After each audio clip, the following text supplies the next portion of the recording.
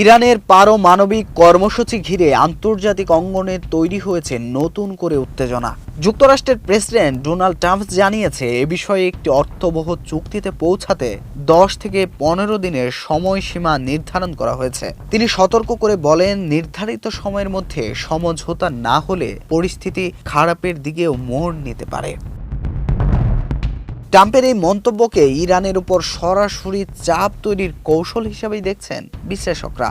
বিশেষজ্ঞদের মতে এই সময়সীমা আসলে একটি শেষ সতর্কবার্তা। নির্ধারিত সময়ের মধ্যে চুক্তি না হলে যুক্তরাষ্ট্র আরও কঠোর নিষেধাজ্ঞা বা বিকল্প পদক্ষেপের পথে যেতে পারে, যা মধ্যপ্রাচ্য সহ বৈশ্বিক নিরাপত্তা পরিস্থিতিকে নতুন সংকটে ফেলতে পারে। ওয়াশিংটনে বক্তব্য দিতে গিয়ে ট্রাম্প আরও জানান, জুন মাসে যুক্তরাষ্ট্রের উপর বিমান হামলায় ইরানের পারমাণবিক সক্ষমতা ধ্বংসপ্রাপ্ত হয়েছে, তবে প্রয়োজন হলে আরও পদক্ষেপ নেওয়া হতে পারে বলেও ইঙ্গিত দেন।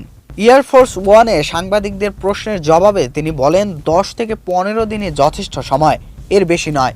একই সঙ্গে তিনি জোর দিয়ে বলেন, ইরানকে যেভাবেই হোক একটি চুক্তিতে আসতেই হবে।